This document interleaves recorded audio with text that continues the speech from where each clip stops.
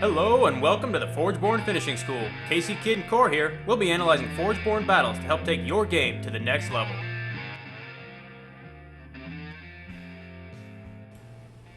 Hello and welcome back for another episode of the Forgeborn Finishing School. Casey, Kid, and Core here. We're going to break down the Umbruk Strategy this week, continuing our faction pairing series.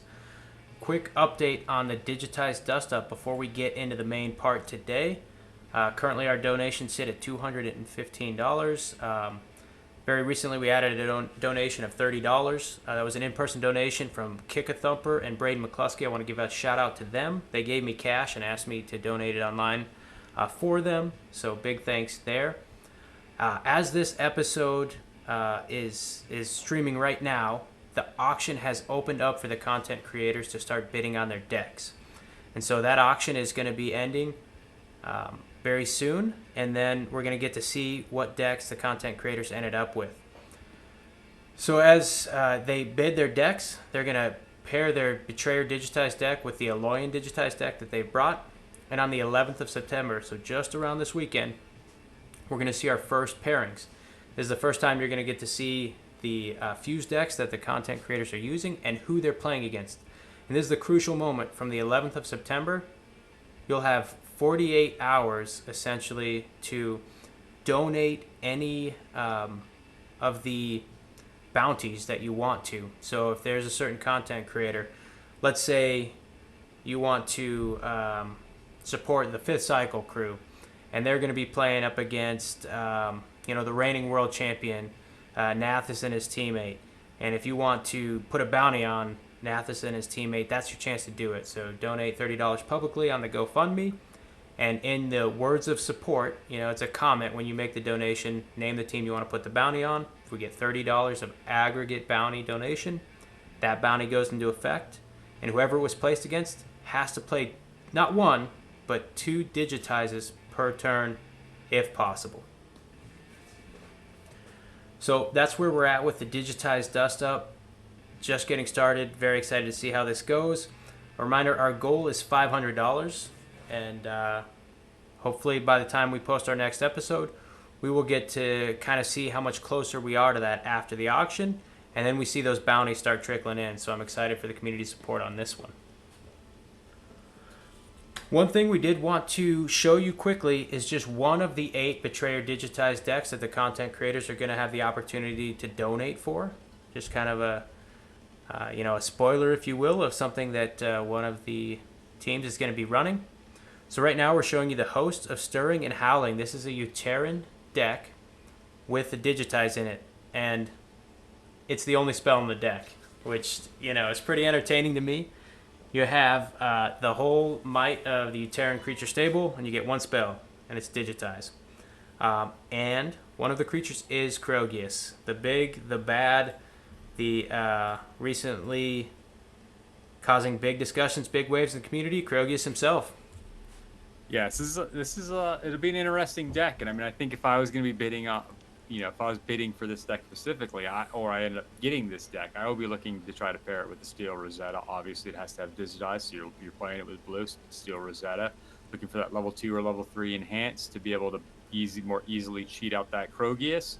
And then you got some options for breakthrough creatures in here: Roaring Basher, Wanderer, Druid.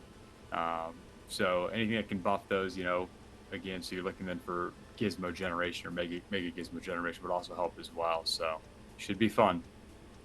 Yeah, anything with upgrades, the Bear, Krogius, Wanderers, all great targets. Pretty cool. Got some big guys. The Spear and Still play kind of a little bit of that quasi rattling. But today's episode, though, we're going to be talking about Umbruk, so the Tempest Uteran pairings.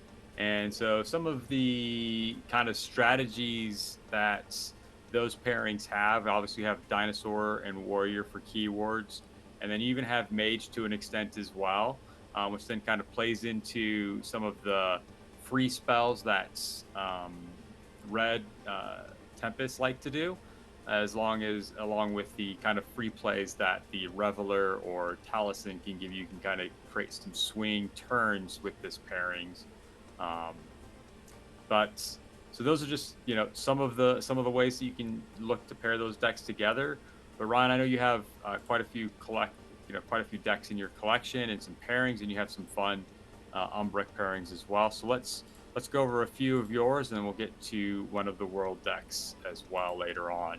So what's the first pairing that you have up that you would like to kind of go over with some of these synergies? Yeah, I've been a self-proclaimed dinosaur lover since the beginning of this game. And as you mentioned, we're reaching into the stables of some of my decks and some of the ones I've been having a lot of fun with recently. So here's one of them, and it's leaning heavily into the Tempest Uteran Umbruk Dino strategy, centered around the set 1 cards, Rex and Rex, the Rex brothers as they're called. So the Tempest Rex, you get to give your other dinosaurs aggressive or breakthrough or both, depending on the cycle. One of my favorite forge words for this creature is the Steadfast Rex, just because at level 1, often it's a little bit difficult to play, but level 2, it's just a monstrous card. Runner up on that forge word is Arrogant. An Arrogant Rex is always just a hammer to your opponent's face if left unchecked. If you draw it off forge. But really, the linchpin of these decks is your Uteran Rex. So this is the dinosaur that allows you to battle opposing creatures or enemy creatures when you bring dinosaurs into play. And as it levels up, your dinos get a little bit of a buff. The preferred keyword I would say is probably Rooted Rex. Gives it the most defense, gives it defender, makes it hardest to kill. But this being the algorithmically created deck creation game, you don't always get what you want. One that I've found that works pretty well is Shifting Rex. So 1/6 stat line at level 1, 7/10 at level 2, makes it pretty hard to kill. The 3 gets a little bit weaker, but honestly, you can really take hold of the game in cycle 2 with these dinosaurs. And so with the pairing here in this deck, there's 10 total dinosaurs to take advantage of those synergies. So I'll pass it back to you, Greg. Talk a little bit about how amazing these dinos are. Yeah, I mean, if you can get the 2 Rexes with the 10 dinosaurs, I mean, that's I mean, you're pretty much always going to have dinosaurs to play at that point. But what I really like about this one is it also has the Thundersaur in it, along with the Mongosaurus. It's just a great combo. And then the Pterodon Mauler is just a fun card and can really help scale your dinosaurs up. So yeah, I think again, you're looking for the 2 main cards, and then these other dinosaurs also have all just great utility as well, Batterhide included. Can one thing I did. Yep, go ahead. Sorry, one thing I did want to kind of jump in and mention. Set 2 dinosaurs are a real thing. There's a lot of good ones. We're not going to go into a lot of them specifically just because we're going through deck breakdowns. But take a chance to look at them. I do feel that the set 1 Uteran Rex is what is really required to get to the upper echelon if you're attempting to put dinos in a competitive level. But set 2 does have some pretty solid dinosaurs. But I think as Greg's about to kind of go into and we're starting to go into the Pterodon Mauler, is there's also some extreme utility in the dinos in set 1. Yeah, I mean, I was just going to go into how you can have the Mauler to help just make bigger guys. It helps the Venerable Basher, just a big breakthrough creature. And the Batterhide is very useful as well. I mean, in a recent game, you were able to use that to continue to keep your Rex alive by, or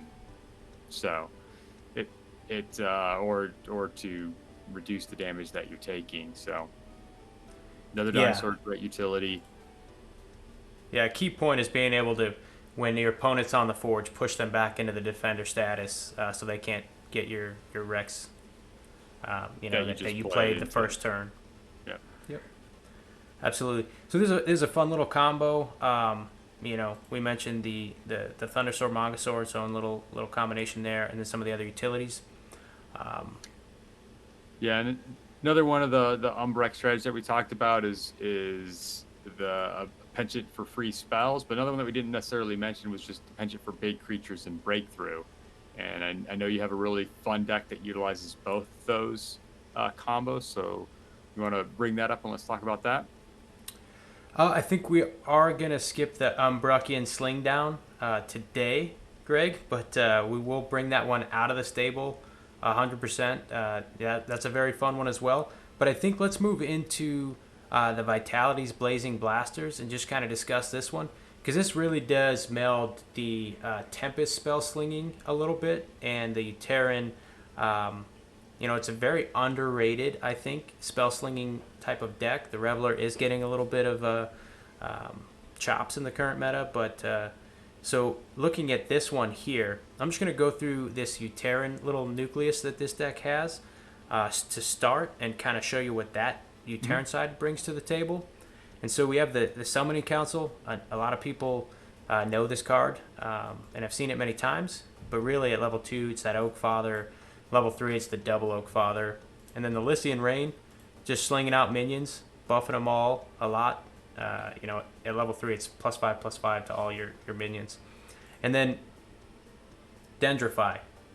I'm going to safely say this is no longer underrated. Most of the competitive players will tell you this is potentially one of the most powerful spells in the game. I would say it's just under the top 3 spells. It's very powerful. When you get it on turn 1 of a game, you can set the tone for a game and just shut a lot of things down. Replacing a level 1 creature with an Oak Father minion on turn 1 is something to be very worried about. And then at level 2, it's that all-important Rumble Spark potential protection. So it just has a little bit of utility to it. And then here's the other one, the Shroud Thorn Splicer. Now this isn't a spell, but it's a creature, and it's kind of crucial to follow through with just creating Oak Father minions. So level 1, it acts as a spell, but it's a creature, right, to turn something into an Oak Father. Level 2, you get the 6/6 and an Oak Father. Replace a creature with an Oak Father. And then level 3, you get a 10/10, replace one of your creatures with an Oak Father. So this deck, if you could manage, Greg, to play a bunch of extra spells for free or other things, you could end up with a lot of Oak Fathers. Yeah, this is what I like about this deck, is it has the threatening potential of the breakthrough Oak Fathers, right? You're getting those out, so you have multiple ways of getting them, and a lot of those ways revolve around spells, and then you're able to utilize the Tempest section to get free plays to generate those big breakthrough Oak Fathers.